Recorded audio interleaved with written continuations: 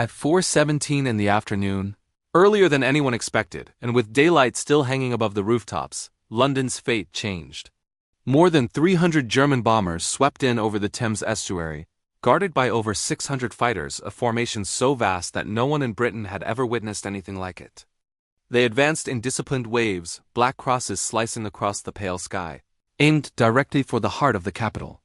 For the first time since the lumbering zeppelins of the Great War, a simple truth became inescapable. London was about to burn. Winston Churchill was at Chequers reviewing intelligence reports when an aide burst into the room. The man's face was drained of color, his words tumbling over each other, reports of massive enemy formations. Bombs falling on the docks, fires racing through the East End. Churchill rose slowly, cigar clenched between his teeth, and said something that would have sounded unhinged to anyone who didn't understand what the last 8 weeks had cost the Royal Air Force. "This is what we've been waiting for." He meant every word. While London descended into fire, while families huddled in basements and dockworkers watched warehouses explode, Churchill felt something close to relief. For 8 relentless weeks since mid-July, the Luftwaffe had been dismantling Fighter Command, the only shield Britain had left. They hadn't been targeting cities. They had been destroying the RAF's lifeblood, airfields, radar stations, factories, and pilots. And it was working. By early September, Fighter Command was barely holding together. Hugh Dowding, the stoic commander who had built Britain's air defense network, was running out of planes, parts, and fuel, but worst of all, he was running out of men. Young pilots were dying faster than flight schools could replace them. Squadrons meant to fly with 20 men were scrambling into battle with 12, with 10, sometimes 8. Pilots were launching 4, 5, even 6 times a day, climbing into cockpits with trembling hands, flying on raw nerves and caffeine tablets, carrying the grim knowledge that luck does not last forever. The Luftwaffe had cracked the formula. Bomb the runways. Crater the taxiways. Destroy the operations rooms where plots were tracked and orders relayed. Eliminate the Hurricanes and Spitfires before they ever left the ground. Make southeastern England unusable as a defensive front. Hermann Göring had boasted to Hitler that he could break Fighter Command in 4 days. It took longer, but by early September he was terrifyingly close. Churchill knew the numbers. He watched them like a man watching a ship slowly sink beneath his feet. Aircraft losses could be absorbed barely. But pilots were irreplaceable. A Spitfire could be built in months. A fighter pilot required a year of training, and most fresh replacements were being shot down within days, killed before they learned the instincts that kept veterans alive. The veterans themselves, those few who had survived since July, were flying on fumes. Fatigue dulled their reflexes. Mistakes crept in, mistakes that would never have happened in June. Then on the night of August 24th, a twist of fate rewrote the war. A group of German bombers, lost in the dark, accidentally dropped bombs on London instead of industrial targets outside the city. Civilians were killed, houses destroyed.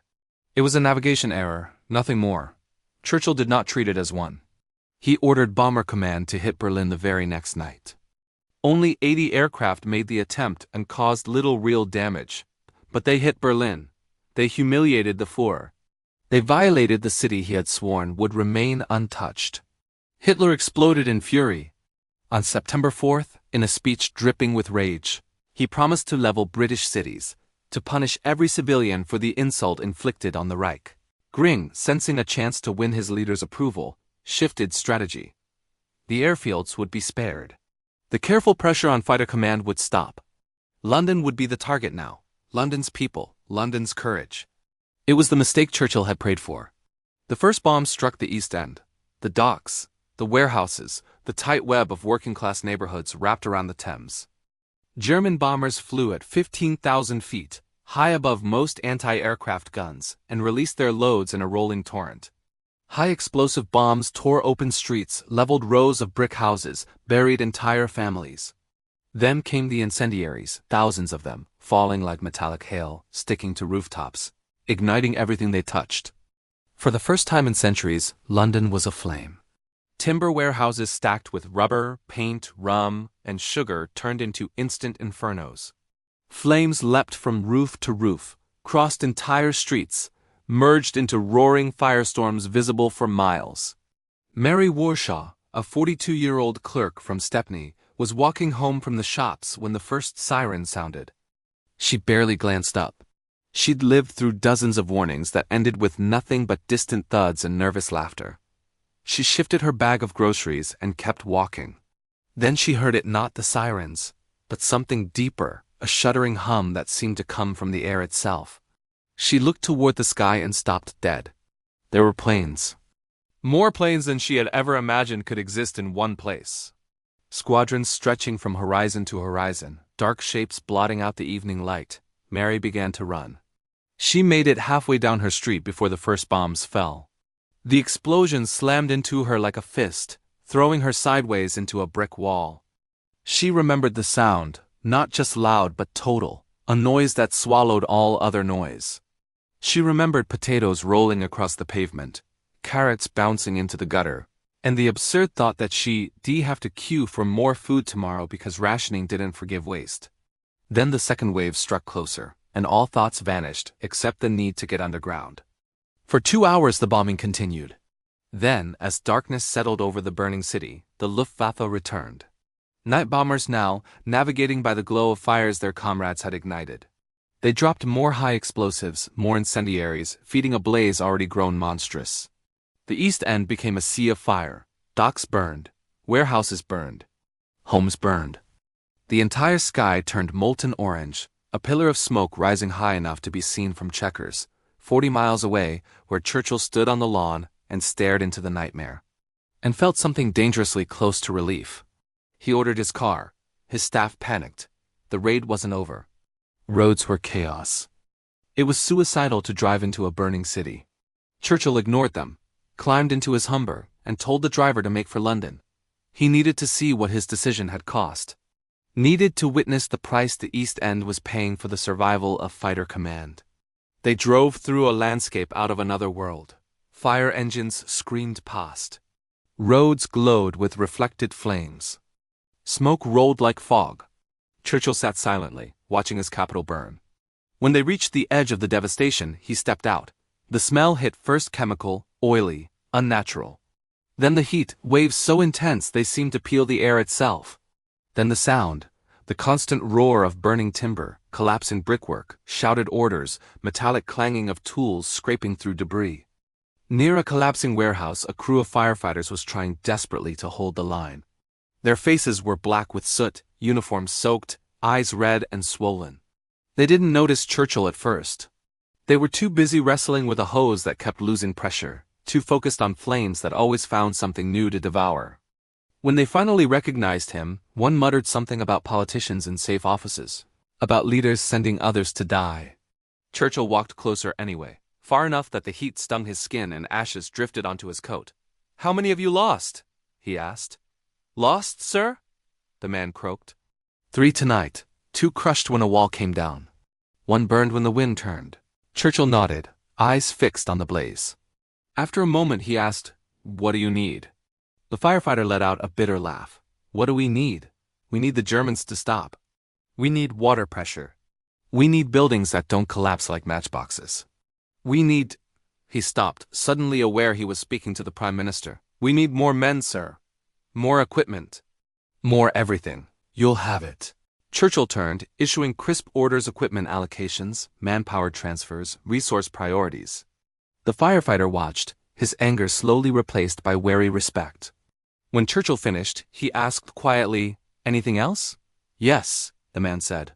"You could tell us why. Why London? Why now?" "We thought they were pounding the airfields." "They were," Churchill replied. He removed his cigar, examined it, and spoke quietly. "They were winning, too.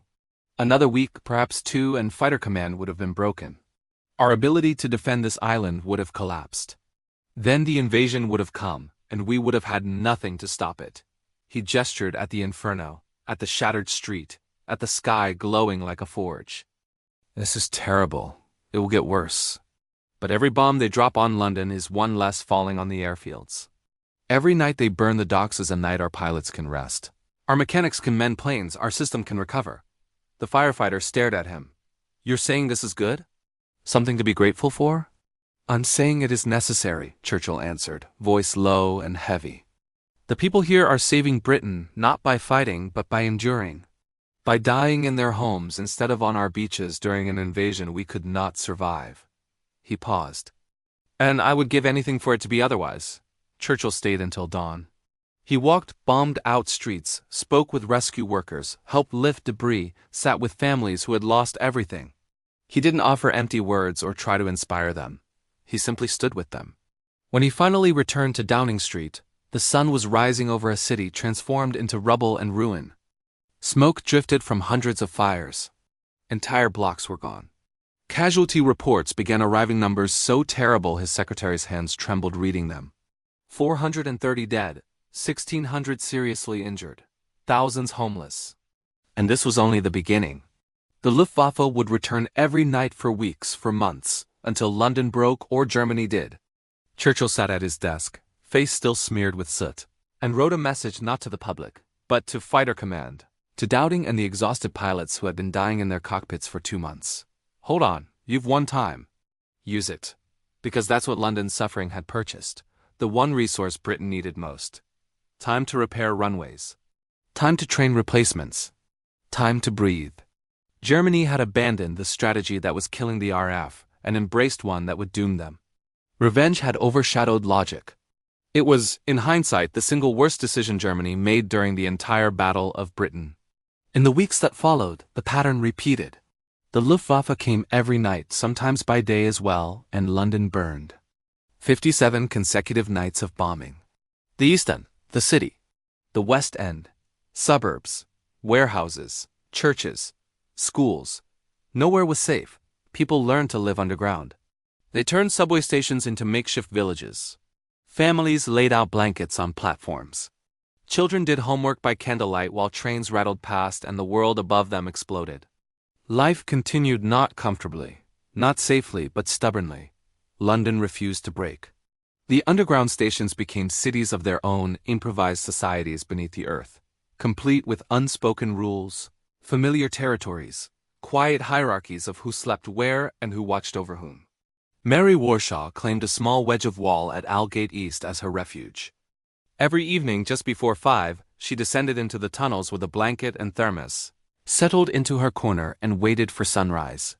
Her house had survived the opening raid, but her faith in roofs and walls had not. Down here among thousands, she felt less alone, even though she understood the truth a direct hit would kill everyone on the platform. Still, down here she could look at other faces carrying her same fear, and somehow the terror felt shared, diluted, survivable. Churchill came as well. Not always announced, not always expected.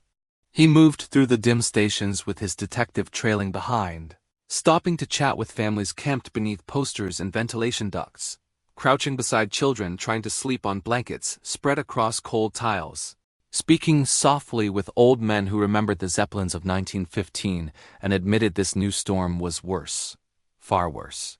He never delivered speeches in the tunnels. He didn't need to. Simply seeing him underground, choosing to share the same danger rather than retreat to a deep bunker, told people what they needed to know. Their struggle was his struggle. But Churchill wasn't merely visiting shelters. He was working relentlessly. He pushed for faster responses, better coordination, more protection. He wanted more anti-aircraft guns, more searchlights, more fire engines.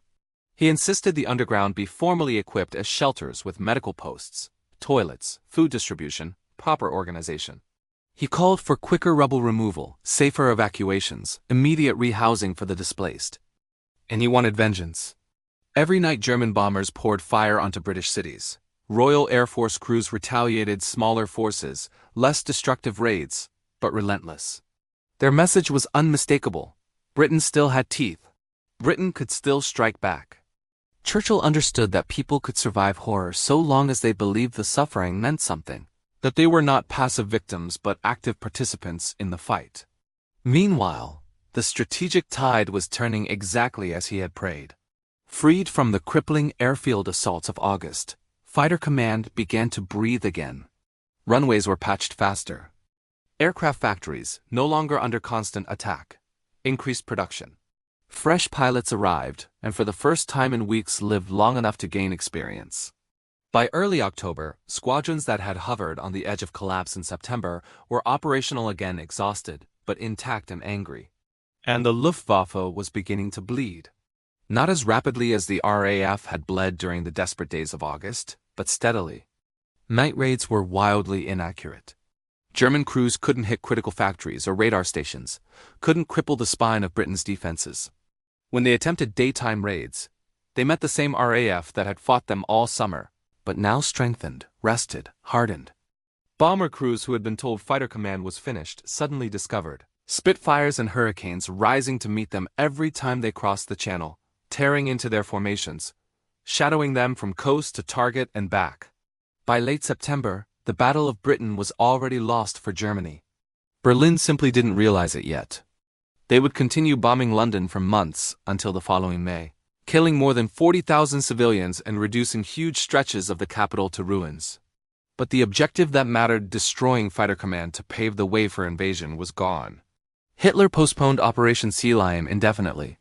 The invasion barges in French harbors were dispersed.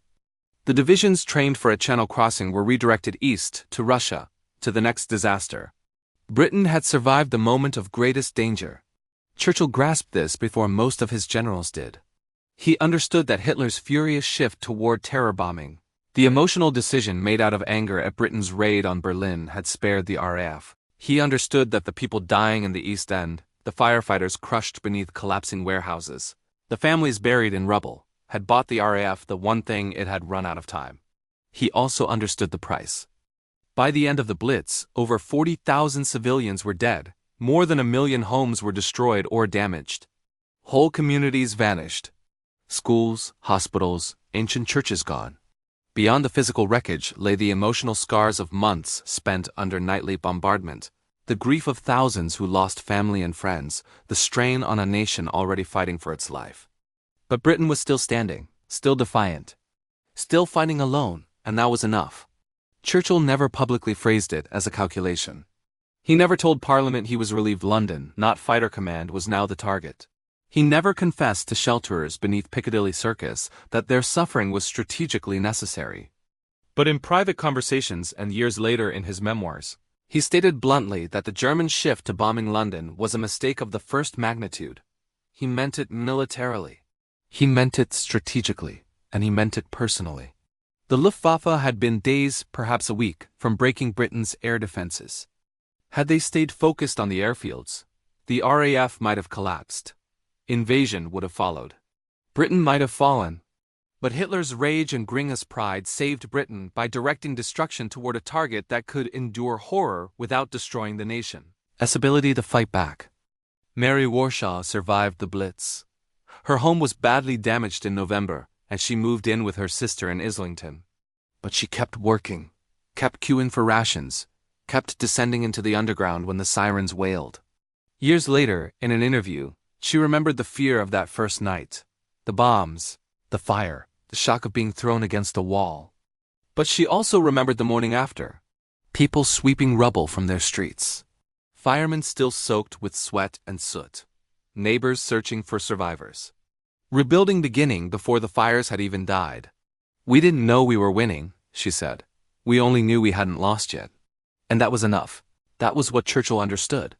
Not that the British were unbreakable, not that morale was infinite, but that with purpose, leadership, and the belief that their suffering mattered, ordinary people could endure more than anyone imagined. London's agony was terrible, but it was survivable. And survival, in September 1940, was victory. So when Churchill stood on the lawn at Chequers that first night, watching the sky glow over London and murmuring, "This is what we've been waiting for," he wasn't being cold. He wasn't dismissing the human cost. He was recognizing a moment that changed the trajectory of the war. The German bombers would keep coming. The casualties would climb. The fires would burn for months. But Britain would not break. Fighter command would not break. And by the spring of 1941, when the Luftwaffe finally turned east toward Russia, Britain stood battered but unbowed, undaunted, undefeated, alive. All because Hitler made a fatal mistake. All because Gring chose revenge over strategy.